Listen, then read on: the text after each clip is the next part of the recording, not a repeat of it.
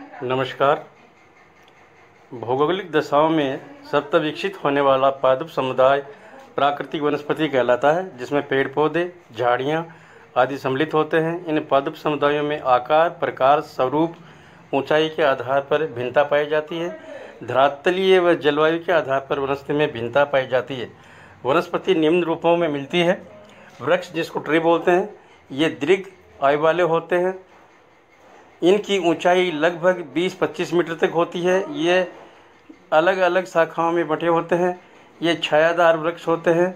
अलग अलग क्षेत्रों में अलग अलग प्रकार के वृक्ष पाए जाते हैं। झाड़ी, श्रब, इस प्रकार के पौधे भी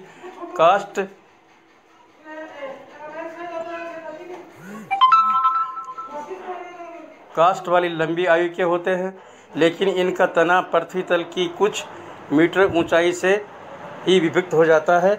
धरातल के पास से ही पत्तियों की सघनता बढ़ जाती है। महालताएं, लाइकेन्स, ये किसी झाड़ी या वृक्ष के सारे विकसित होते हैं। इनका तना काष्ठयुक्त होता है, लेकिन ये टेढ़ा मेढ़ा होता है।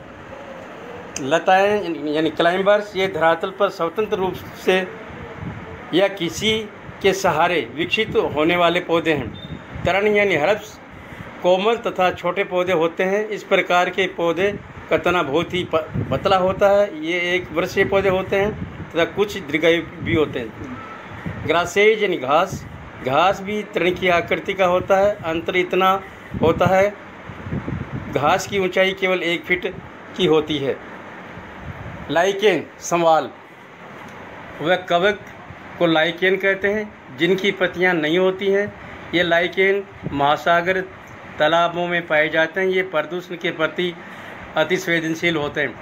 प्राकृतिक वनस्पति के प्रकार एवं वितरण। भारत में जलवायु एवं उच्चावच की भिन्नता के कारण सदाबहार से लेकर उष्ण, आर्द्र, कांटेदार तथा विभिन्न प्रकार की वनस्पति पाई जाती है, जिसका अनेक विद्वानों ने समय समय पर वर्गीकरण किया है, जिसमें चैंपियन का वर्गीकरण सर्वाधिक है। इन्होंने भारत को कुल 116 वनस्पति प्रदेश में विभक्त किया था। उसके पश्चात पुरी एवं सेठी ने इन्हें संशोधित करके 16 वनस्पति प्रदेशों में विभाजित किया गया है। उष्णकटिबंधीय सदाबहार वनस्पति, ये वनस्पति 200 सेंटीमीटर वाले क्षेत्रों में मिलती है, जहाँ सघन ऊंचे वृक्षों के साथ लंबी लताएं भी मिलती हैं। इस प्रकार की वनस्पति असम, मेघालय, त्रिपुरा, मणिपुर, नागालैंड, पश्चिमी घाट तथा अंडमान निकोबार द्वीप के समूह में पाई जाती है।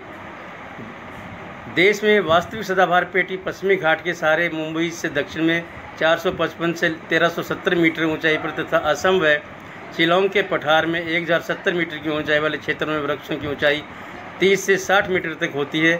तने सीधे व लंबे होते हैं, जिन पर लताएं फैली हुई होती हैं। यहाँ के मुख्य वृक्ष महोगनी, साल, चपलस, तुलसर प्रमुख।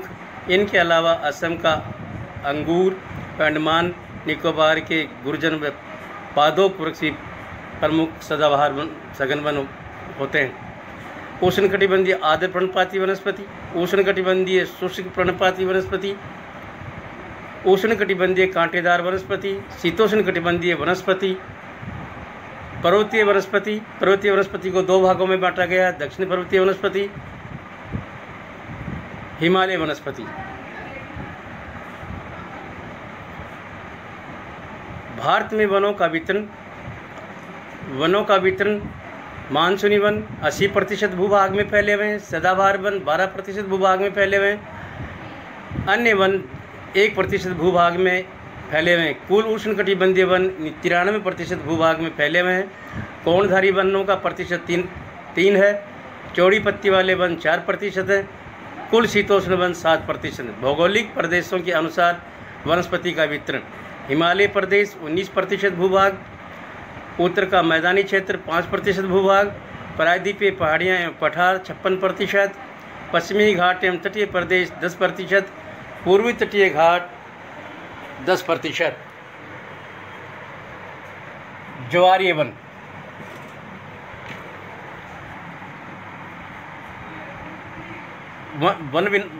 वन विनाश के कारण कृषि कार्यों द्वारा वनों का विनाश हो रहा है। वनों का चारागाहों में परिवर्तन से वनों का विनाश किया जा रहा है। निर्माण कार्यों के लिए दिन प्रतिदिन हो रहा है। घरेलू एवं व्यापारिक उद्देश्य हेतु वनों का विनाश हो रहा है। खनिज खनन के कारण वनों का विनाश हो रहा है। वनों में आग लगने से वनों का विनाश होता है। जीवीय कारकों द्वारा वनों का विनाश होता है। इसके अलावा वन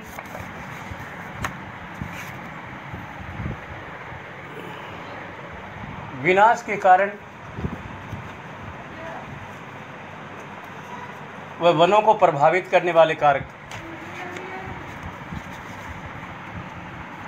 जलवायु, तापमान, वर्षा, सूर्य का प्रकाश, आर्द्रता से वनस्पति प्रभावित होती है। धरातलीय स्वरूप के कारण वनस्पति प्रभावित होती है। मिट्टी की प्रकृति के कारण वन प्रभावित होते हैं। भूमिगत जल के कारण वन प्रभावित होते हैं। समुद्र से ऊंचाई, मानवीय बसाव व वन विनाश का पर्यावरण पर प्रभाव। वन संरक्षण, वनों का संरक्षण करना बहुत ही अति आवश्यक है।